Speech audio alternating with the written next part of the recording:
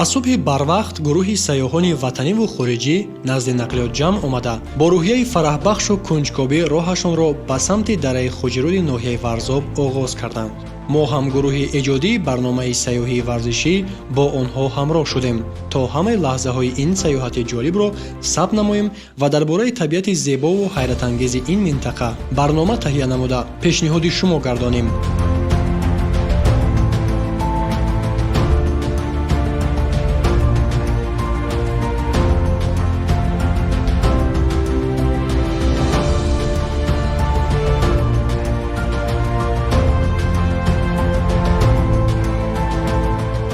инак пас аз тай намудани 21 километр роҳ аз шаҳри Душанбе мо расидем ба ноҳияи Варзоб, аниқтараш ба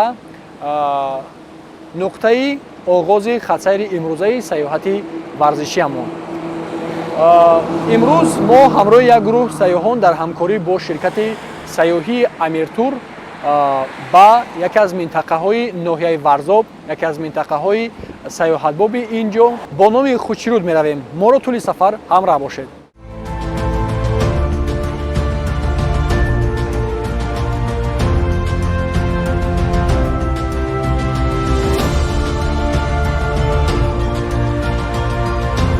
сайёҳати варзишии мо дорои унсури сайёҳати гастрономӣ низ мебошад. бинобар ин роҳбаладон ва чанд нафар аз ҳамроҳонамон маҳсулоти оши палав ва лавозимоти дигари заруриро бо худ гирифтанд.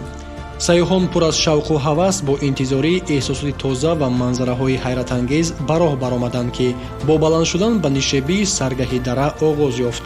дар навбати аввал роҳи мо бо пайроҳаи муайян пеш рафта, сипас аз болои сангзор ва гузаштан аз болои дарёчаи Хучируд идома ёфт.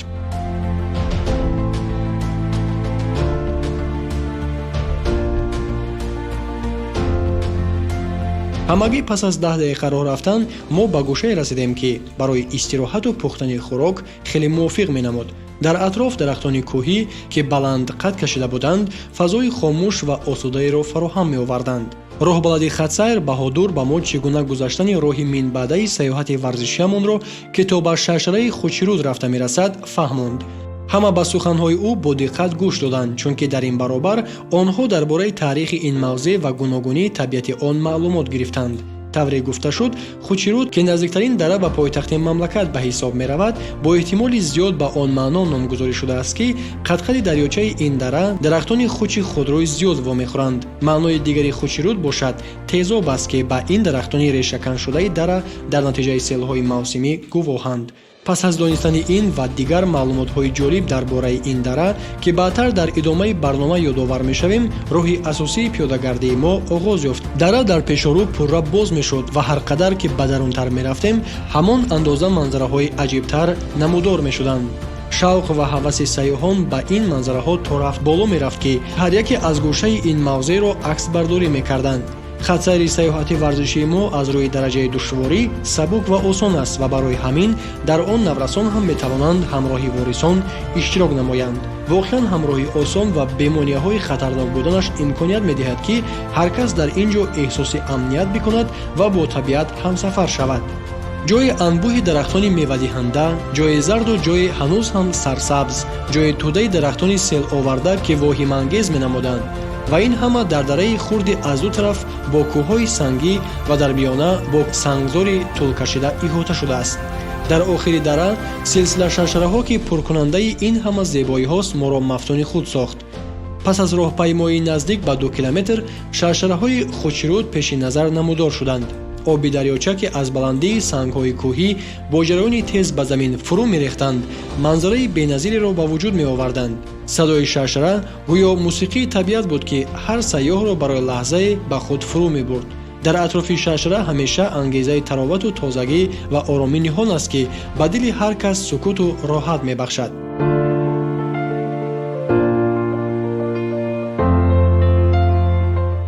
биёндагони азиз, инак пас аз тай кардани роҳҳои ноҳамвори кӯҳӣ мо ниҳоят расидем ба охири нуқтаи хатсайр, яъне минтақаи Хучируди ноҳияи Варзоб. лекин то ба ин ҷо расидани мо, яъне интиҳои хатсайри мо ҳанӯз анҷоми барномаи сайёҳии варзишро надорад. Биянагони азиз моро ҳамроҳ бошед, зеро боз дигар минтақаҳои ҷолибе ҳастанд дар ин дараи Хочируд, ки шоистаи тамошо ва акс гирифтан ҳастанд.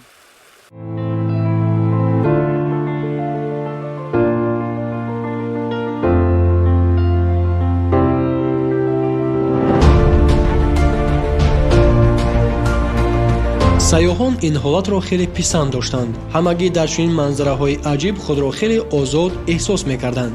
ҳар як нафари хатсайр дар ин сафар на танҳо дар тай кардани роҳ муваффақ шуд, балки як таҷрибаи бой ва хотирмон низ бо худ гирифт. атрофи шаршараҳо бо дарахтони гуногун иҳота шуда манзараи рангинеро ташкил медиҳад. аз миёни онҳо туту олуча ва хуч махсусан назаррасанд. сайёҳон бо як шӯру шавқ ва чашмони дурахшон аз ин манзараҳои беназир аксҳо мегирифтанд. ҳар яке кӯшиш мекард то аз табиати ин мавзеъ хотира дошта бошад. дар баландии шаршараҳо кӯҳҳо хеле барҷаста намоён буданд.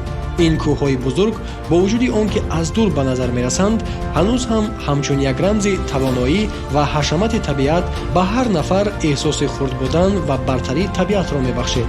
ҳар қадам ин ҷо як саёҳатест дар дили табиати нодир ва фарҳанге, ки на танҳо дида мешавад, балки эҳсос мегардад. чӣ лаҳзаҳои дилписанд! ҳамроҳони мо ҳар яке бо таҷриба ва суҳбатҳои худ ба ин саёҳат ҷолибияти дигар бахшиданд. яке аз онҳо, ки 11 сол боз дур аз ватан дар хориҷи кишвар кору таҳсил мекард, ҳоло аз баргаштанаш ба ватан ва омадан ба ин ҷо эҳсоси шодӣ ва ифтихор дорад.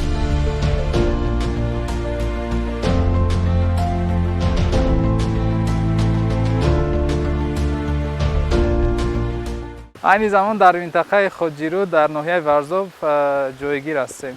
ман бори дуюм аст ки дар ин ҷо ҳастам. моҳи март ба омада будем соли гузашта, ки ҳама ҷо барф буд. оби шаршара беҳад хушрӯтар метавад айни замон, барое ки вақти мо омадагӣ монда об қариб тамоман қоқ шудагӣ буд. тури 11 соли охир ман дар Тоҷикистон қарор надоштам. баъди омадан якчанд минтақаҳои Тоҷикистон рафтем. инчунин Артуч тарафи Панҷакент хело зебо буд. бисёр одамое ки ай дига давлат ҳастанд омадагӣ буданд, мо ҳамсӯҳбат шудем, ба забони англисӣ фаҳмондем. ин бори дуюм аст ки дар ин ҷо ҳастем. хело зебо аст ва ман мехоҳам ки дигар шаҳрвандони тоҷик ки ин тарафа мумкин хабар надоранд биёянд ҳаминҷа сайёҳат кунанд, бинанд чӣ қадар мо кӯҳҳои зебо дорем, табиати зебо дорем.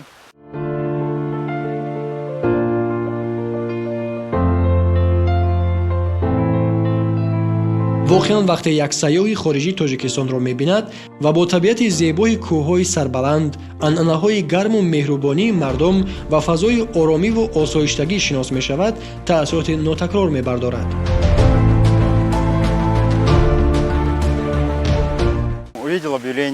эълони ташкили хатсайри сайёҳиро ба ин макон дида зуд худро номнавис кардам, зеро аллакай медонам ки Тоҷикистон манзараҳои хеле зебо дорад ва ба куҷое сайёҳат наравем, аз он ҷо бо хотираву таассуроти хуб бармегардем. ҳоло низ ин минтақа ва муошират ба ҳамроҳонамон ба ман писанд омад. то ба имрӯз ман аз обанбори зебои Норак ва минтақаи ҷолиби Искандаркӯл дида намудам. ман сайёҳат кардан ва дидани ҷойҳои тамошобобро дӯст медорам. кӯшиш мекунам ки боз ба дигар маконҳои Тоҷикистон сафар кунам.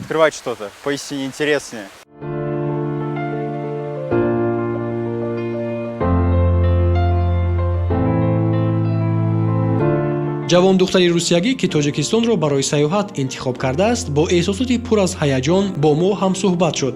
ба назар мерасед, ки Тоҷикистон барои ӯ як макони илҳомбахш ва таҷдиди рӯҳ аст.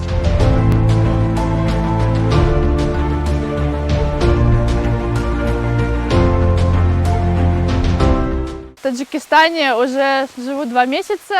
2 моҳ аст ки дар Тоҷикистон қарор дорам. ба ман бисёр писанд аст доимо ин сайру саёҳат кардан. тамошои манзараҳои зебою ҷаззоб. аз ин ҷо намои хеле дилчасп ба кӯҳҳо кушода мешавад. дар ватани ман Қазон чунин кӯҳҳои баланд вуҷуд надорад ва ҳоло то ба ин ҳад наздик шудан ба кӯҳҳо барои ман таҷрибаи нав аст. пеш аз ин ман ба Искандаркӯл, Очуқ ва дараи Ромид рафта будам. бисёр мехоҳам ки ба кӯҳҳои Поми равам, лекин ҳоло ки зимистон наздик мешавад, фикр мекунам рафтанам ба Помир ба соли дигар мемонад. Аммо то ин вақт кӯшиш мекунам аз дигар минтақаҳои Тоҷикистон дидан кунам. В году удастся еще куда-нибудь выбраться тоже.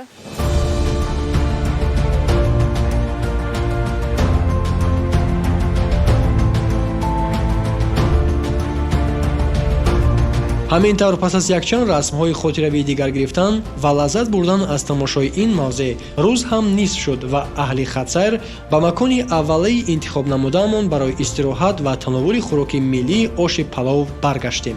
Расидан замон роҳбалад оши паловро ҳам кашид.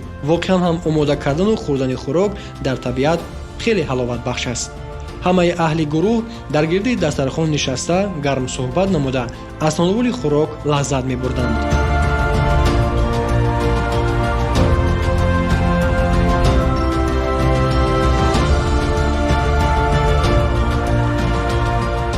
мо ҳозир дар дараи Хучруд ҳузур дорем. яке аз дараҳои хушманзараи водии шимолии Ҳисор аст, дараи Варзоб. яке аз дараҳои наздиктарини шаҳри Душанбе аст. ин дара дар харитаи Ткаченко дараи Тутҳой бо ном дорад. ҳозир мо гӯем дар таги чанорҳо истодаем. агар камтар як 50-100 қадам болотар бороем, агар тутҳои қадима мебинем. мумкин аст ки ин тутҳо аз 100-200 сол зиёд бошанд. тутҳои ҳосилдиҳанда ҳам мебошанд. худи дарозии ин дараи Хучруд тақрибан 1.5 километр ҳаст. агар аз шаршараи дараи Хучруд болотар бороем, агар ба қуллаи Варзоб мерасем. баландии худи дараи Хучруд 1100 метр дар сатҳи баҳр ба ҳисоб меравад. мақсад дорем ки мардум бисёртар шинос шаванд. ин чӣ дара аст, чӣ зебоиё дорад. дар инҷо дарахтҳое ҳастанд ки дарахтҳои ерға меган. барои ҳунармандони Тоҷикистон бисёр истифода мебаранд аз ҳамин дарахтҳо, аз чӯби ҳамин дарахтҳо тиракҳо месозанд. тирак ҳамин барои рост кардани хамир, барои занҳо, барои рост кардани нон, мисол оши бурида тайёр кардан. дар ҳамин дарахти ерға бисёр аст. дар мо меҳмонҳо ҳастанд аз Федератсияи Россия, аз Штатҳои Иттиҳоди Муттаҳидаи Америка, аз Голландия ҳастанд, ҳаминҷо ҳозир ҳузур доранд. ба ғайр аз ин мо таомҳои миллӣ тайёр мекунем ки мардуме ки аз хориҷа мебоянд бо таомҳои миллӣ ҳам шинос мешаванд. инам як хусусияти хоси худро дорад.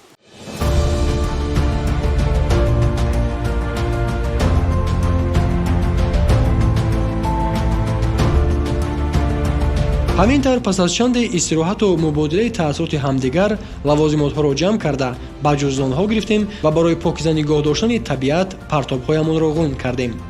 дар охир аҳли Хатсайр ҷамъ шуда барои хотира расми гурӯҳӣ гирифтем.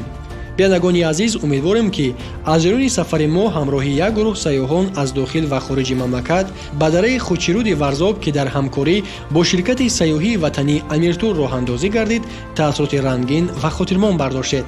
пайгири нашрҳои навбатии барномаи сайёҳии варзишӣ аз телевизиони сайёҳӣ ва ҳунарҳои мардумӣ бошед.